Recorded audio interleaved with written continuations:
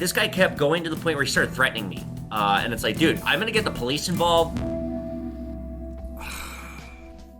I have a great story in that it's not great, it's actually terrible, but there's a great lesson to be had, and that's about the only lemonade that we can have from lemons in this situation, and I am so sick of stupid. Get a load of this story. So this story starts 2 or 3 months ago. I did a deal with a customer. Guy comes in here with his family, this beefy looking tough guy with a beard. So guy comes in with his wife and his 2 kids. One kid's like 5 and there's like a baby. He comes in looking very beaten up, like, and disheveled. And the first words out of my mouth were, I go, well, let's turn that frown upside down. Let me see. Welcome, how can I help you? He goes, oh, I drove all this way 3 hours because I watch your videos. I'm like, oh, well, let me see if I can cheer you up. He goes, I don't think there's gonna be any cheering up to be had here, or something like he said like something like really negative. I'm like, oh, okay, we're having a bad day. He's brought his coin collection and his currency collection because he has seen my videos. It is why, you guys, we covered error notes a few weeks ago. This guy sold me a lot of the stuff that we covered. Guy tells me he's in the process of losing everything. He's having an emergency. He's got to sell his entire collection, and he's got a big collection. Now, this was a particular week. I'm always low on money, as you know, because I bitch about it all the time. I was really low on money this one particular week, and a bunch of high-end exotic items that are gonna just suck up my money and sit. Not what I want to buy. But I see this guy's like really hurting. Every item that we're going through in his collection, he's got really good stuff. But every item we're going through pains him. Like, pains him to the point where it's like I'm pulling a knife out every fucking time I'm making an offer on an item. So we're going through, and this guy is massively overpaid on some stuff. He had a couple items that were worth like no more than $100. He paid $300-400 on them because of the toning, which, yeah, indeed, they can drive it up, but like not this extreme. Not when you have a common date like this. But again, I feel for the guy. I feel bad for the guy. He's got his family right there. Clearly, this is just not a good situation for him, and I am offering this guy the maximum amount of money I can where I can still make a little money, but I'm not totally doing him dirty. So we get to the end. We're at about $2,500 and stuff, and he says, okay, I've saved the best for last, and he whips out the 3 error notes that we featured here in the episode, the $5 wash, and then the those 2 overprints, the 20 and the 1. The problem with these items, you guys, is they're very, and as I covered in the episode, they're very hard to price, because if they're 1 of 1, what's it worth? Is it worth $10,000? Is it worth $100? Who can say? So I looked at him and I'm like, I don't want to buy these, but you need money. How about $150 each? Okay. Says, no, can we do layaway? Basically, can we turn this into a pawn shop? Can you hold these items for me for like, a couple months, and then I can buy them back from you? No! I don't have a license to do that. I don't want to do that. That's not my response. No. What I will do, I said, I'm going to put these in my shop for like probably a lot of money, and if they sell, then they sell, but if they don't, then I'll let you buy them back for, a really reasonable rate. It's going to be over what you paid, but like not by much. Okay, we shake, and as he's leaving, this is now almost a $3,000 deal, I say, tell you what, I'm gonna give you an extra $50 in gas money too, because you drove all this way and I feel bad for you. So he leaves, and that's that, and we do the episode, and I put the items up, put them up for like $495 each of these 3 extreme exotic errors, and nothing happens, and they sit. I say to my employee, let's throw these on eBay too, because I want to get rid of these. Like, fuck this. So we sell the $5 wash. I got $300 on it. So I doubled my money. I paid eBay fees. I ended up making about $100 on it after the eBay fees. Whatever, fine. So then, maybe about 3 weeks ago, this guy messages me. He kind of comes out of the woodwork. He doesn't say, hey, it's, me, I sold you the items. He says, I see you sold one of those items. How much did you get for it? I'm just curious. Like, I just want to know. And I'm like, well, who the fuck are you? Why are you asking me how much money? We go back and forth, and I deduce, oh, it's this guy. And so I'm like oh, hey, I hope you're doing better. I sold it. I got $300 on it, blah, blah, blah. I still got the other 2, and he's mad that I sold one. And I'm like, this is weird. Why are you mad? I bought it from you. It's mine. So he wants to buy back the other 2, but he's not being direct with me. He's there's a lot of this going on. And I can't, he's not being straightforward with, I want to buy these back, how much? We're going back and forth over the course of a few days. Then his wife messages me, and his wife kind of is being pissy with me. And I'm like, I see now I have a dual message from her, and it's like, why are you both messaging me? This is weird. And so she's like, let me get this straight. You want $1,100 for these 2 items. Well, we'll come up with the money. And I'm like, where did you get I want $1,100? I will sell them back to you guys for $100 total, more than you paid me. $200 for each note. So I'll make $100 on the 2 notes that I had tied up for now almost 2 months. I'll mail them back to you. You don't have to do this big drive. I'll just mail them back to you. She's paying me as I'm talking to her, and like it seems very weird that she pulled this fucking crazy number out of her ass. I look back at his message. I had just gotten back from running. This guy is going crazy on me. He's blown up on me. He's swearing at me. He's calling me a snake, and it's like, dude, fuck you. What the fuck? And this guy's head of heads. He thinks that I agreed to do a pawn loan. I most definitely did not. This guy is just losing his shit on me, and I say, nope. The lesson here is don't swear at somebody. Don't lose your cool. You gotta keep your cool, especially in a business transaction, or if you let any emotion get into it, you're gonna fuck up the whole thing. You know what I did was I retail dropped the price a little bit, and I said, this is your discount. I said, you're banned from my store.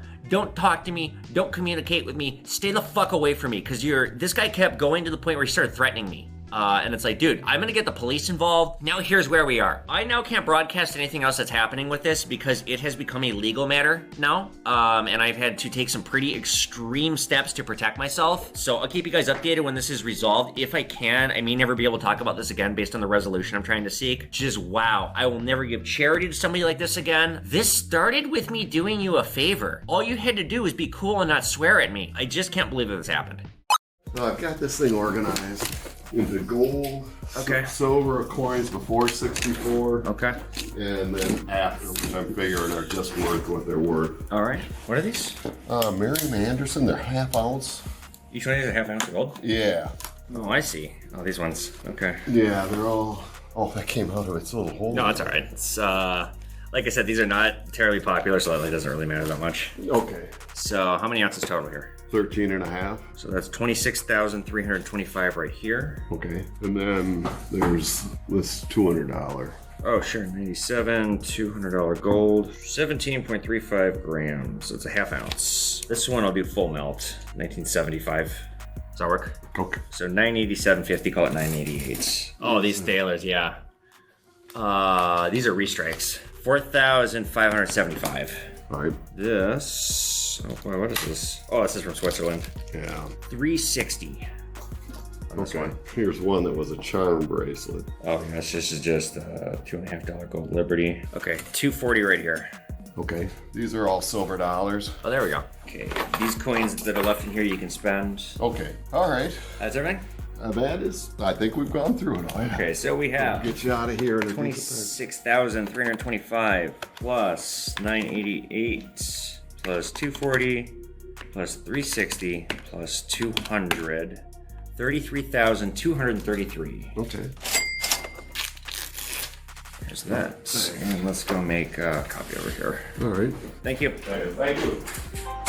Okay, how are we gonna do here? 13 and a half ounces. I'll probably get about 1960 and I bought for 1950. So I'll make probably about $200 on that 13,000. But where I'm gonna do well is these Morgan silver dollars. They paid him $20 flat. Didn't look at them. I'll look at them now. Maybe there's something good here. I'll find out now. And then this one here, this 97 $200 gold coin. This is a limited edition proof. It's a ½ ounce. They did not make many of these. There's only 25,000. This is number 5,300 that was made. Okay, just on its own, looks like proof 69 is $1,500. Okay, this is gonna go on my website then, pawnmanstore.com. Let's look at these Morgans quick. Pretty much all 21s. So they're worth about 30 bucks each. Some of them are AU or uncirculated, so maybe close to 40, 50. This whole deal, 33 grand. I'll make about $1,000.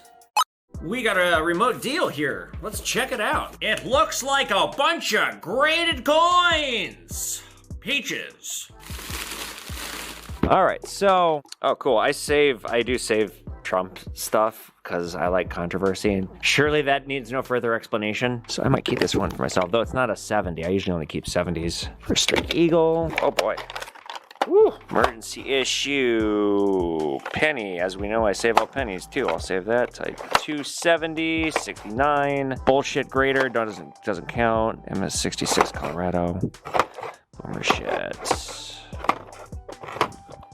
Oh, it's a lot of boomer shit. Oh, here we go. Another penny. NECS MS66. If you see an MS66, forget it. Because these are meant to be uncirculated. So this is like bottom of the barrel for what these are. Whoever got this graded like totally wasted their money. Just to show you my POV, this is a fucking waste of $300 right here. I'm never going to see again. I just got irritated looking at it. My apprentice bought some sports cards and it kind of fucked up. Anyway, back to positivity. The lad's doing wonderfully. Just not that one time. So this full coin collection. Now, these I hate.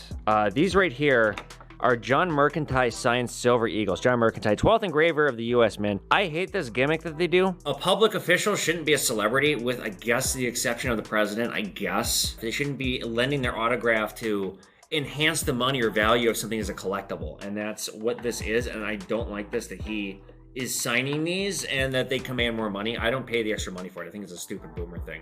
Oh, John Mercantile signed it. Okay, so fucking, how much does a vial of his jizz go for? So I don't give a shit about that. Plus, I see most of these are 69s. They're not 70s. This is the only exception of the 69 that I like, because again, it's another gimmick thing that they do, but when they have a special like paper label up here, or they put it like down here, or we see I'm keeping this one, I'm keeping this one, this MS70, the emergency issue. I'm keeping this one because I think Silver Eagles are a good buy. They're gonna go up, and this is a good one to have. Although, I mean, they keep proofs. There's no proofs here. So, whole coin collection, I was at 500.